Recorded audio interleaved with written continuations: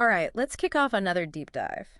This time, we're taking a look at making things right at work. By Gary Chapman. Yeah, Gary Chapman, Jennifer Thomas, and Paul White, actually. Oh, right, all three.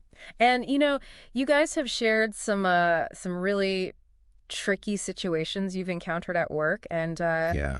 I really think this book is going to be super helpful. Oh, absolutely. It's got practical stuff on handling conflicts, communication, trust, Hmm. even some like surprising things like, there are apparently 5 ways people get offended. Yeah. Have you ever felt like really slighted by something that seemed small to others? All the time. Well, this book explains why that is. Yeah, it's fascinating how they reframe conflict in this book. Okay. Like, instead of just saying avoid at all costs, Yeah. they're saying, look, differing opinions can actually be good. Oh, really? Think about, like, brainstorming sessions, Uh-huh. where a little debate can actually lead to some really creative solutions. So a little friction can be a good thing. Yeah. But isn't that kind of counterintuitive? I mean, most of us try to avoid conflict, especially at work. Yeah. Well, they actually make a good analogy in the book. Okay. They compare it to, like, exercise. Okay. A little bit of tension helps your muscles grow stronger. Right. But too much, you get injured, right? Yeah. So it's about understanding that line between healthy debate and harmful conflict. That makes sense. That makes sense. So where does conflict come from in the first place? They outline a bunch of sources, Mm. and some are more subtle than you think. Like simple misunderstandings. Oh, okay. They're often the root of conflict. Right. Remember Hector from the marketing team? Oh, yeah. Pulled an all-nighter, working on the wrong assignment. Oh, poor Hector. Classic miscommunication. Yeah, I can definitely relate to that feeling of like, wait, that's what you meant? Yeah. So communication breakdowns, those are big. What else? Differing viewpoints, obviously, Mm-hmm. but also unintentional mistakes. Mm-hmm. We've all been there. Yeah. And then there's the whole feeling offended or disrespected. Right. And this is where things get interesting. This is where the book offers some really eye-opening insights. The whole 5 languages of being offended. Exactly. That's what really caught my eye. It's brilliant. The idea is, just like we have different ways of feeling loved and appreciated, like the 5 love languages, Mm-hmm. we also have different sensitivities. Oh, okay. What might totally just like roll off one person's back could feel like a major offense to another. So it's not always about someone intentionally trying to be hurtful. It could just be a mismatch. Exactly. And understanding these different languages can be a game changer at work. Okay. Like, let's take someone with a strong quality time language. Okay. They thrive on dedicated, focused interaction. Mm. So to them, repeatedly having meetings canceled or postponed could feel incredibly disrespectful. Wow, I never thought of it that way. But I can see how that would be a problem. Yeah, like their time and contributions aren't valued. Right, like their time isn't as important as whatever came up. Exactly. And then they go on to explain how these languages can vary across cultures, too. Oh, whoa. Which adds another layer of complexity. Right. So, for example, physical touch, Mm-hmm. which might be a pretty minor language here in North America, Okay. could be much more significant in other cultures, I see. leading to misunderstandings and potential offense. Okay, so we're starting to see how these seemingly small things can actually become major sources of conflict. Yeah. But how do we actually deal with conflict when it arises? Well, the book really emphasizes active listening as a foundation. Okay. Sounds simple, Mm. but truly giving someone your undivided attention, Mm-hmm. putting your phone away, resisting the urge to interrupt can make a world of difference. So it's about creating that space, right? Yeah. For someone to feel heard, even if you ultimately disagree. Absolutely. And it avoids those situations where someone feels like they're not being understood. Right. Okay. The book also goes beyond just listening, Okay.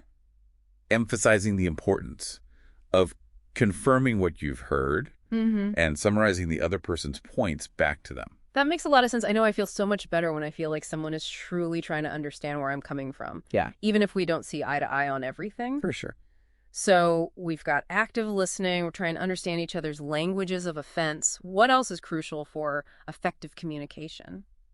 Well, the book dives into this concept of misattributions, which I think is super relevant in today's work environment. Okay, misattributions, that sounds a bit like jumping to conclusions. Is that right? Yeah, exactly. Okay. Remember Emily from the sales team? I do. She almost quit because she was convinced a colleague was trying to sabotage her. Wait, what happened? So this colleague was constantly offering her advice and critiquing her approach. Okay. She interpreted that as an attempt to undermine her and make himself look good. Right. Turns out, He was just a super controlling personality who genuinely thought he was being helpful. Oh, wow. Talk about a misattribution. I Right. can see how that would create so much tension and mistrust. Absolutely. So the takeaway here is to give people the benefit of the doubt. Yeah, Don't assume the worst. exactly. And the book reminds us that, especially in like a tense or competitive work environment, Uh-huh. it's easy to misinterpret those neutral comments. Right. So taking a step back, asking clarifying questions. Yeah. Like, hey, I noticed you've been giving me a lot of feedback lately. I appreciate it.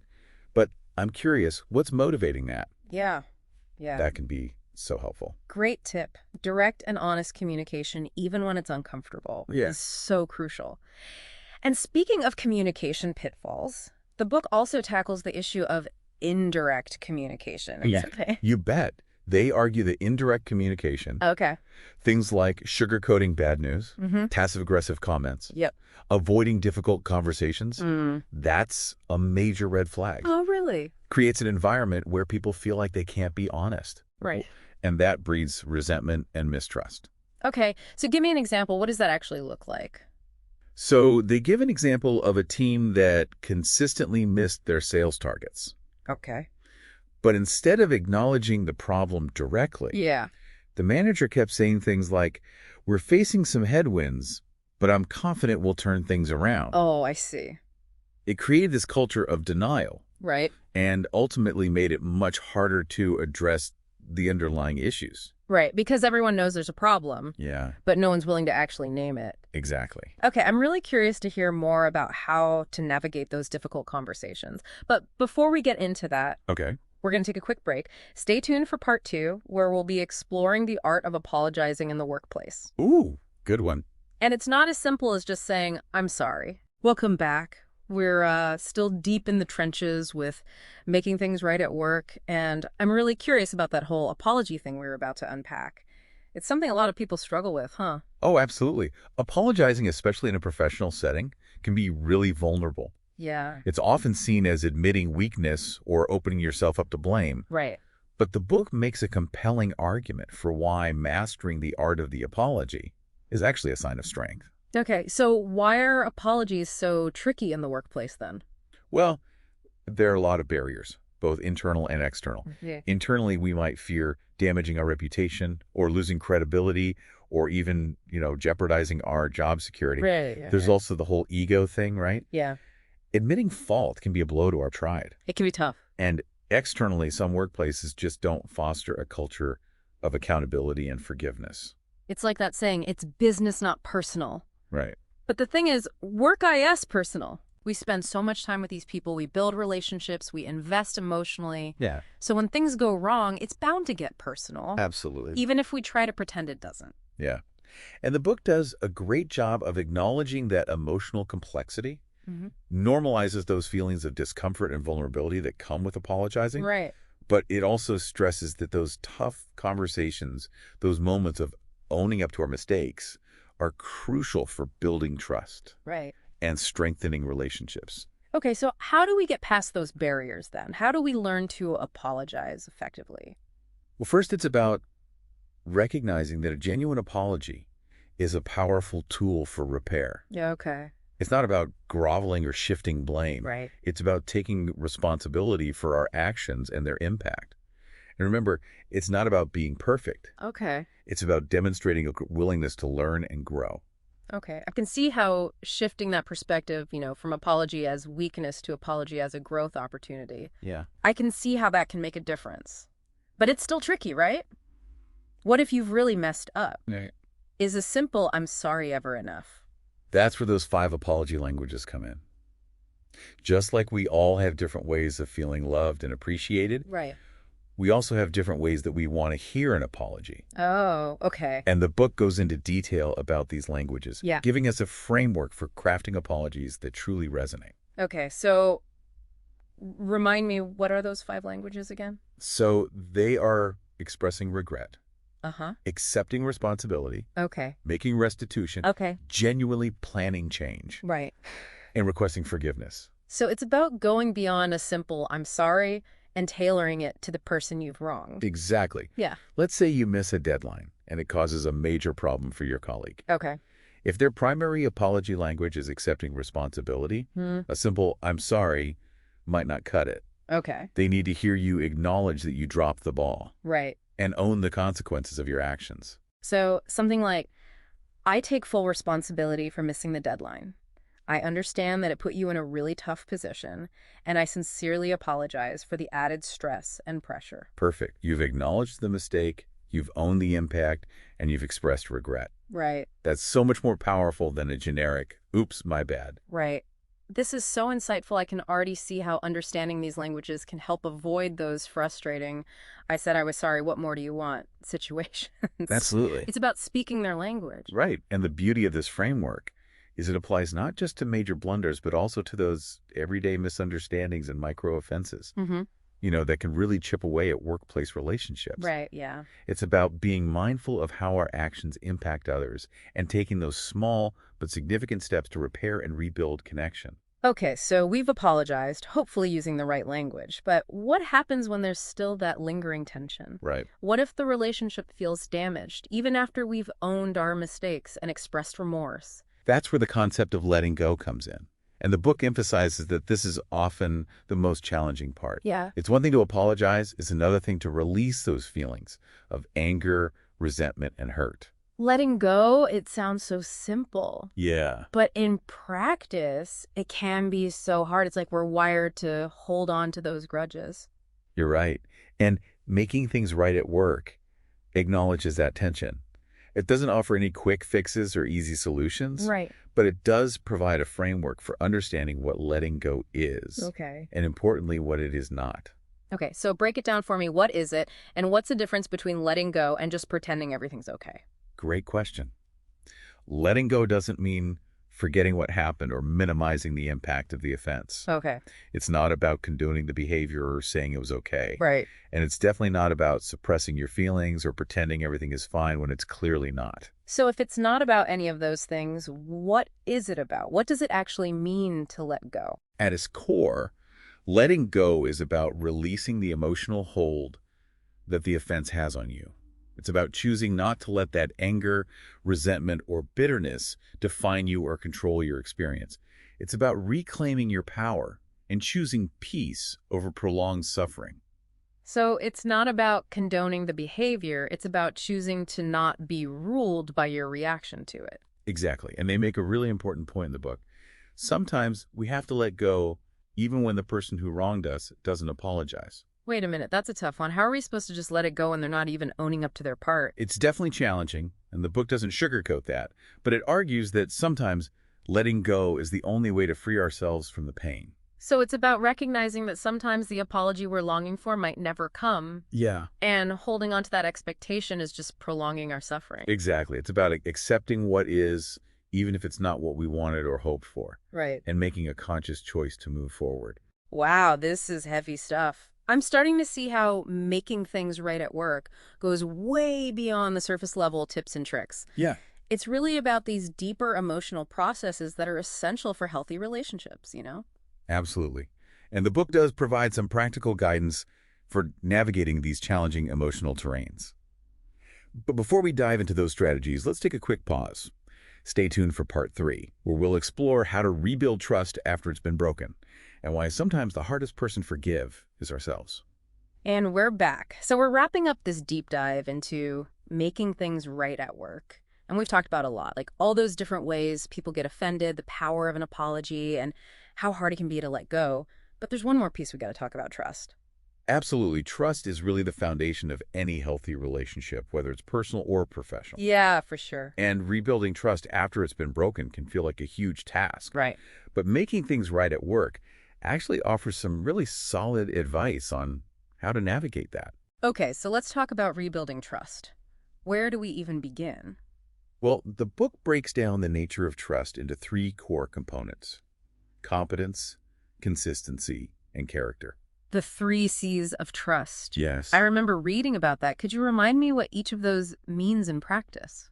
Yeah, so competence is about having the skills and knowledge to do your job effectively. Okay.